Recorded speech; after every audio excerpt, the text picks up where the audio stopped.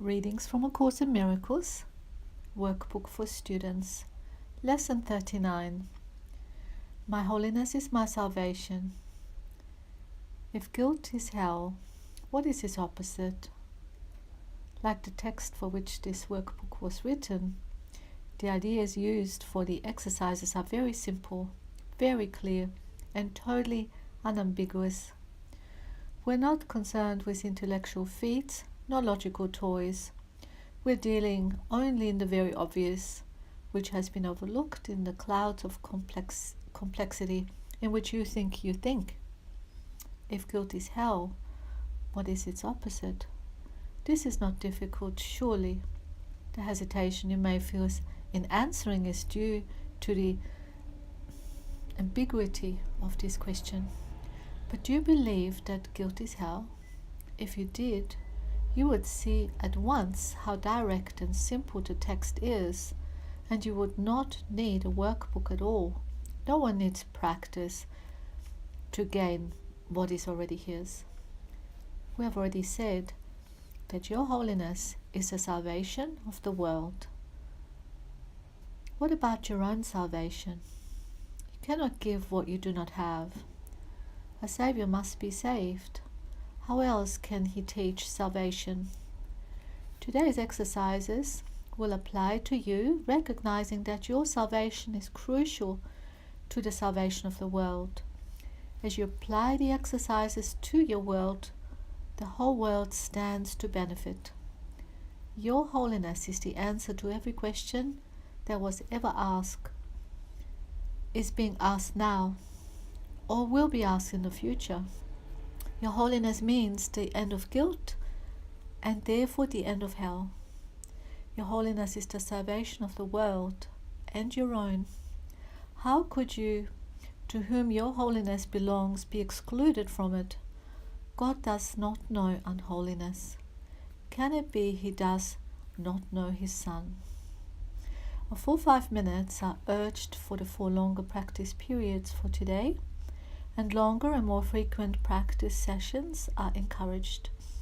If you want to exceed the minimum requirements, more rather than longer sessions are recommended, although both are suggested.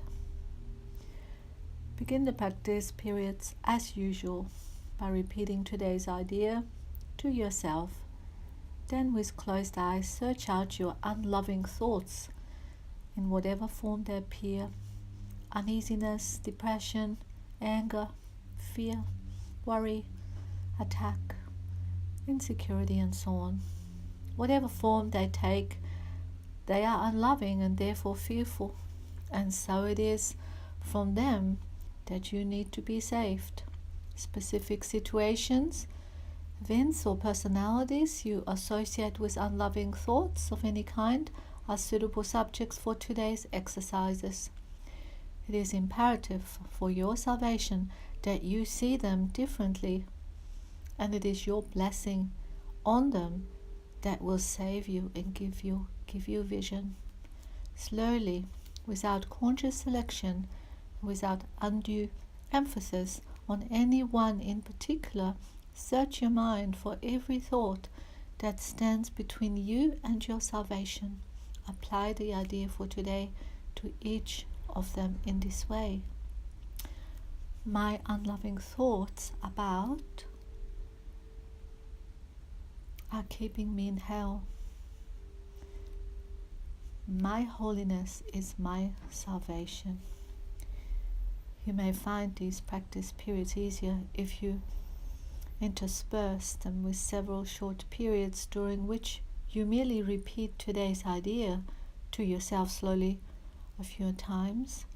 You may also find it helpful to include a few short intervals in which you just relax and do not seem to be thinking of anything. Sustained concentration is very difficult at first. It will become much easier as your mind becomes more disciplined and less distractible. Meanwhile, you should feel free to introduce variety into the exercise periods in whatever form appeals to you. Do not, however, change the idea itself as you vary the method of applying it.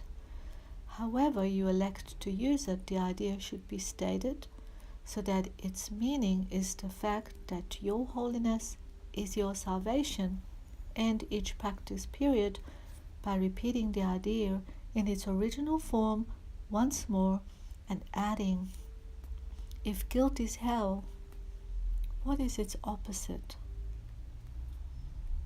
In the short applications, which should be made some 3 or 4 times an hour, and more if possible, you may ask yourself this question.